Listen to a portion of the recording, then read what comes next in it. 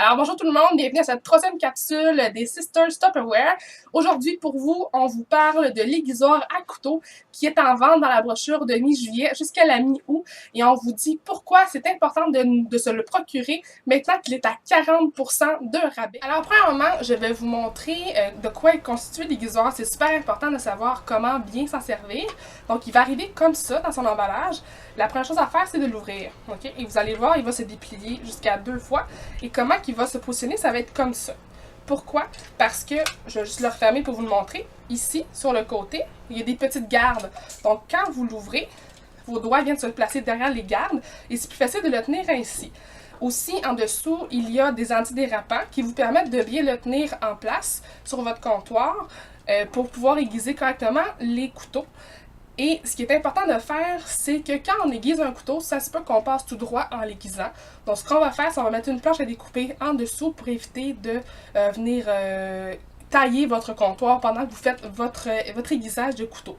Alors aujourd'hui, je vais vous montrer, on va faire un test, le test de la tomate. Dans le fond, ce qu'on a fait, c'est qu'on n'a pas pris un couteau Tupperware parce que malheureusement, les couteaux arrivent tout le temps bien aiguisés. On a pris un vieux couteau chez moi parce que dans le fond, l'aiguisoire, il va être bon pour n'importe quel type de lame et de couteau. Par exemple, on peut affiler nos lames de hachoir, rapido chef, hachoir gagne-temps, ainsi que de extra chef. Mais aujourd'hui, on va y aller avec mon vieux couteau de cuisine que j'ai apporté et qui a un petit peu d'âge.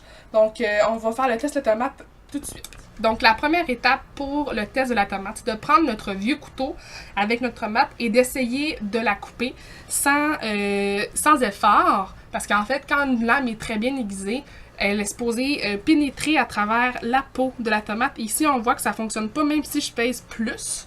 On voit que ça fait juste écraser et non couper.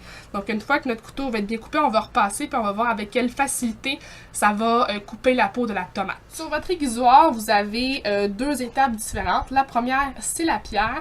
C'est ce qui va permettre d'amener votre lame la plus brute possible pour qu'il y ait le moins d'écorchure possible dans la lame. Et ensuite, on va la passer sur la céramique pour venir affiner la lame. Donc, pour la pierre, idéalement, on a consulté notre amie et collègue Tupperware Sonia qui auparavant travaillait dans une cuisine et elle a vraiment essayé beaucoup d'aiguisoirs différents et elle nous a dit pourquoi celui-là était le meilleur qu'elle avait côtoyé jusqu'à maintenant.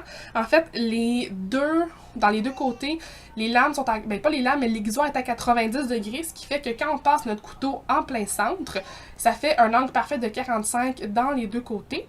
Et on va faire ça pour la première étape et on va vous montrer par la suite les résidus qu'il y a sur la lame, donc qu'est-ce qu'on va avoir affiné. Alors, vous voyez, quand on fait le mouvement continu, ça arrive sur notre table. C'est vraiment pour ça que c'est important de mettre la planche à découper en dessous de notre aiguisoire. Ce qui est important de faire aussi, c'est de le passer de 8 à 10 fois dans la pierre. Et là, ce qu'on va faire, c'est qu'on va prendre un essuie-tout, puis on va le passer sur la lame pour voir quels sont les résidus. Une fois que la lame est aiguisée avec la pierre, on va passer un essuie-tout dessus et vous voyez à l'écran ce que ça fait. Donc, vous voyez le résidu du métal, ce qu'on a poli sur la lame du couteau. C'est le résidu qui se trouve sur votre essuie-tout. Et par la suite, ce qu'on va faire, on va passer le couteau dans la deuxième étape de l'aiguisoire pour venir affiner la lame le plus possible. Cette fois-ci, on va y aller de 5 à 6 fois. Donc, encore une fois, après avoir passé le papier d'essuie-tout sur la lame, on voit qu'il y a un résidu de métal qui reste sur le papier et ça nous prouve à quel point l'aiguisoire est venu affiler le métal. Et on va faire le test de la tomate après avoir aiguisé notre couteau. Alors ici, on a notre premier test où on voit bien que la tomate a été vraiment aplatie plutôt que coupée. On va aller de l'autre côté et en théorie, notre lame s'enfonce parfaitement dans la tomate après avoir aiguisé. Et c'est vraiment, je n'ai pas fait d'effort du tout. Je vais le tenir à 2 doigts pour vous montrer. Et la lame a pénétré à l'intérieur de la tomate sans effort. C'est pour ça que c'est vraiment important d'aiguiser nos couteaux parce que sinon, on se met à faire la cuisine puis on force beaucoup pour couper les aliments alors que ça ne serait pas nécessaire si on avait nos ustensiles et nos outils complètement en fonction. La dernière chose utile qu'il est bon à savoir de l'aiguisoire de Tupperware, c'est qu'il peut aussi servir à aiguiser les lames dentelées comme le fameux couteau à pain de la série universelle de Tupperware. Comment on fait pour s'en servir? Il est important de choisir la bonne encoche. Et elle est indiquée avec des petites dents juste sur le bord ici, donc c'est celle avec la céramique. Pourquoi celle-là? Parce qu'en fait, il y a des ressorts dans les lames qui permettent au couteau de bien s'aiguiser au fur et à mesure qu'on passe les bosses de la lame dentelée. Alors c'est tout pour aujourd'hui, pour notre capsule sur l'aiguisoir à couteau de Tupperware. Ne pas oublier qu'il est en vente à 40% dans la brochure qui a commencé ce samedi. En plus aussi des petites planches à découper qui sont en vente. Elles ne sont pas disponibles dans le catalogue régulier. Je vous garantis que vous n'allez pas regretter de vous les procurer. Sans oublier les grandes planches qui sont aussi en vedette dans la même brochure.